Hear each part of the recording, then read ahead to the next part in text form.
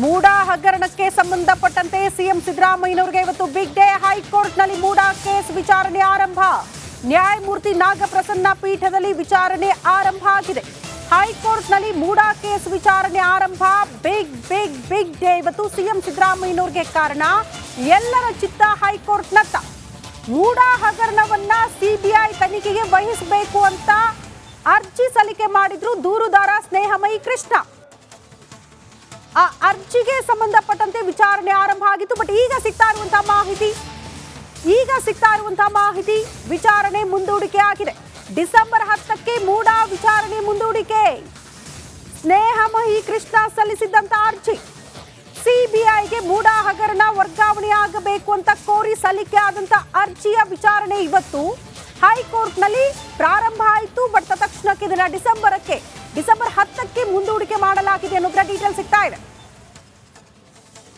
ಸಹಜವಾಗಿ CM ಸಿದ್ದರಾಮಯ್ಯನವರಿಗೆ ಲೋಕಾಯುಕ್ತದ tension ಅಷ್ಟಾಗಿರ್ಲಿಲ್ಲ. ಆದ್ರೆ ಸಿಬಿಐಗೆ ವಹಿಸಿ ಬಿಟ್ರೆ ಏನ್ ಮಾಡೋದು ಅನ್ನುವಂತ ಟೆನ್ಷನ್ ಇತ್ತು. ವಿಚಾರಣೆಯನ್ನ ಮುಂದೂಡಿದೆ ನ್ಯಾಯಪೀಠ. ಡಿಸೆಂಬರ್ 10ಕ್ಕೆ ಈ ಮೂಡಾ ವಿಚಾರಣೆ ಮುಂದೂಡಿಕೆ ಆಗಿದೆ. ಅಲ್ಲಿಗೆ ಡಿಸೆಂಬರ್ 10ಕ್ಕೆ ಡಿಸೈಡ್ ಆಗುತ್ತೆ ಮೂಡಾ ಕೇಸನ್ನ ಸಿಬಿಐಗೆ ನೀಡಬೇಕಾ ನೀಡಬಾರ್ದಾ ಅಂತ. ಹೈಕೋರ್ಟ್ ಯಾವ ರೀತಿಯ ತೀರ್ಪನ್ನ ಕೊಡಬಹುದು ಅನ್ನೋದು ಸದ್ಯ ಇದ್ದಂತ ಕುತೂಹಲ. ಅದು ಡಿಸೆಂಬರ್ 10ರ ತನಕ ಕೂಡ ಕಾಯಲೇಬೇಕಾದಂತಹ ಅನಿವಾರ್ಯತೆ. ಈಗ ಲೋಕಾಯುಕ್ತ ಅಧಿಕಾರಿಗಳು ಈ ಕೇಸ್ಗೆ ಸಂಬಂಧಪಟ್ಟಂತೆ ಇಲ್ಲಿ ತನಕ ಏನೆಲ್ಲ ತನಿಖೆ ಮಾಡಿದ್ದಾರೆ, ಏನೆಲ್ಲ ಬೆಳವಣಿಗೆ ಆಗಿದೆ, ಆ ಕುರಿತ ಸಂಪೂರ್ಣ ವರದಿಯನ್ನ ಕೂಡ ಹೈಕೋರ್ಟ್ಗೆ ಸಲ್ಲಿಕೆ ಮಾಡಬೇಕಾಗುತ್ತೆ.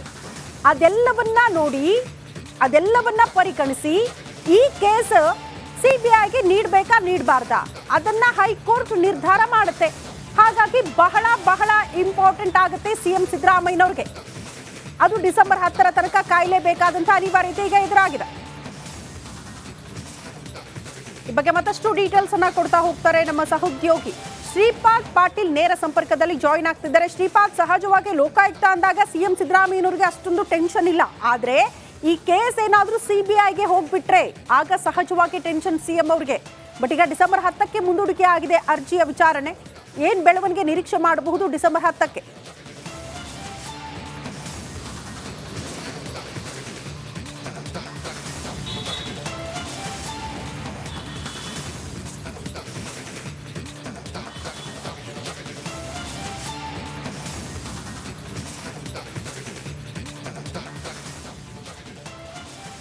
ಹೈಕೋರ್ಟ್ಗೆ ಸ್ನೇಹಮಯಿ ಕೃಷ್ಣ ಸಲ್ಲಿಸಿದಂತ ಅರ್ಜಿ ಮೂಡಾ ಹಗರಣವನ್ನ ಸಿಬಿಐಗೆ ನೀಡಬೇಕು ಅಂತ ಸಂಬಂಧಪಟ್ಟಂತಹ ಅರ್ಜಿ. ಆ ಅರ್ಜಿಯ ವಿಚಾರಣೆಯನ್ನ ಡಿಸೆಂಬರ್ 10ಕ್ಕೆ ಹೈಕೋರ್ಟ್ ಈಗ ಮುಂದೂಡಿದೆ. ಸಹಜವಾಗಿ ತಾತ್ಕಾಲಿಕ ರಿಲೀಫ್ ಇದು ಡಿಸೆಂಬರ್ 10ರ ತನಕ ಸಿಎಂ ಸಿದ್ದರಾಮಯ್ಯನವ್ರಿಗೆ.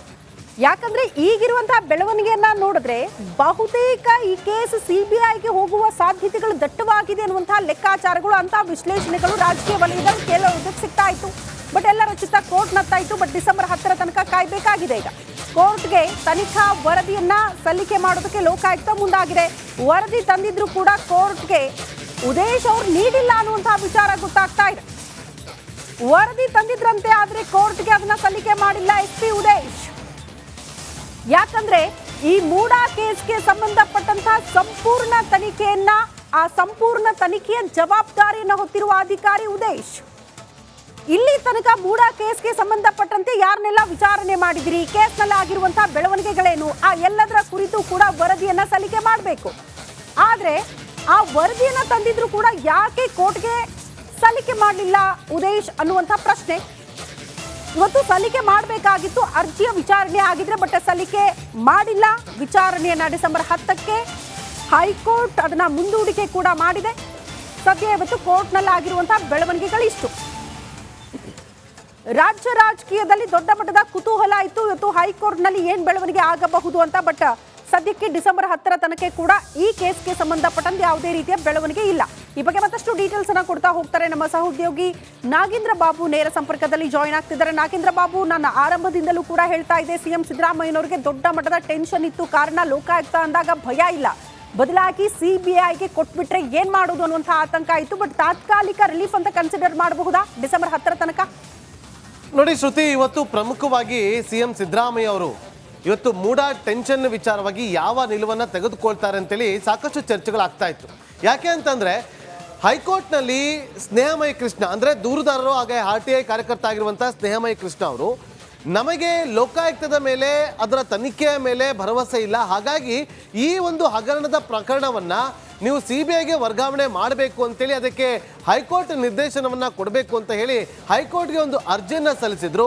ಆ ಅರ್ಜಿ ವಿಚಾರಣೆಯನ್ನು ನಡೆಸಬೇಕು ಅಂತೇಳಿ ಅವರು ಮನವಿಯನ್ನು ಕೂಡ ಮಾಡಿಕೊಂಡಿದ್ರು. ಇವತ್ತು ಹೈಕೋರ್ಟ್ನ ಪೀಠ ಇವತ್ತು ಇದರ ವಿಚಾರಣೆ ನಡೆಸೋದಾಗಿ ತಿಳಿಸಿತ್ತು. ಆದರೆ ಇದೇ ಸಂದರ್ಭದಲ್ಲಿ ಲೋಕಾಯುಕ್ತ ಅಧಿಕಾರಿಗಳು ಇಲ್ಲಿಯವರೆಗೂ ಮೂಡ ಪ್ರಕರಣಕ್ಕೆ ಸಂಬಂಧಪಟ್ಟಂತೆ ಏನೆಲ್ಲ ತನಿಖೆಯನ್ನು ನಡೆಸಿದ್ರು ಅದರ ಪ್ರೋಗ್ರೆಸ್ ರಿಪೋರ್ಟ್ ಕಾರ್ಡ್ನೊಂದಿಗೆ ಇವತ್ತು ಬೆಳಗ್ಗೆ ಆಗಮಿಸಿದ್ರು. ಯಾವಾಗ ಹೈಕೋರ್ಟ್ನಲ್ಲಿ ಇದನ್ನು ಡಿಸೆಂಬರ್ 10ನೇ ತಾರೀಕು ವಿಚಾರಣೆಯನ್ನು ನಡೆಸೋಣ ಅಂತೇಳಿ ಹೈಕೋರ್ಟ್ನ ಪೀಠದಲ್ಲಿದ್ದಂಥ ನ್ಯಾಯಮೂರ್ತಿಗಳು ತಿಳಿಸ್ತಾ ಇದ್ದಂತೆ ಆ ರಿಪೋರ್ಟ್ ಕಾರ್ಡನ್ನು ಅಂದರೆ ಪ್ರೋಗ್ರೆಸ್ ರಿಪೋರ್ಟ್ ಕಾರ್ಡನ್ನು ಸಬ್ಮಿಟ್ ಮಾಡಿಲ್ಲ.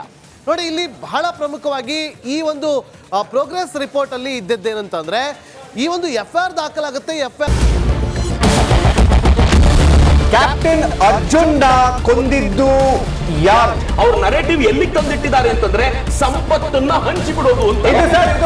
ಇದು ಸ್ಟುಡಿಯೋ ಟಿಪ್ಪು ಜಯಂತಿ ಮಾಡಕ್ಕೆ ಅವ್ರಿಗೆ ಖಂಡಿಸಿದ್ರು. Very nice. ಯಾರು ತಪ್ಪು ಮಾಡಿರೋದಿಲ್ಲಿ? ಓಲೈಕೆ ಹೇಳಿಕೆ ಇದು ಅಂತ ಹೇಳಿ ಯಾಕೆ ಪರಿಗಣಿಸಬಾರದು? I.N.I. ಇದು ವೇದಿಕೆ, ಇದು ಫೋಟೋ ಎಲ್ಲರದು ಒಂದು ಟೈಮ್ ನಿಮ್ಮ ಸಮಯ ಮುಗಿದಿದೆ. ಅವ್ರು ಹೇಳಕ್ಕಿಂತ ಮುಂಚೆನೆ ಹೇಗೆ ಪ್ರತಾಪ್ ಸಿಂಹ ಪಾಸ್ ಕೊಟ್ಟಿದಂತ ಆಗ್ಲಿ ಡಿಕ್ಲೇರ್ ಆಗೋಗಿತ್ತು ಅಂತ ನನಗೊಂದು ಡೌಟ್ ಬಂತು.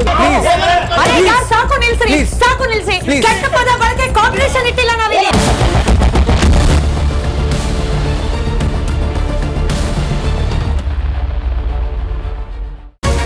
ರಿಪಬ್ಲಿಕ್ ವರ್ಡ್ ಆಪ್ ಇದು ಕೇವಲ ಅಪ್ಲಿಕೇಶನ್ ಅಲ್ಲ, ಸಮಗ್ರ ಸುದ್ದಿಗಳ ಸಂಪರ್ಕ ಮಾರ್ಗಕ್ಕೆ ಕ್ರಾಂತಿಕಾರಿ ಬದಲಾವಣೆ.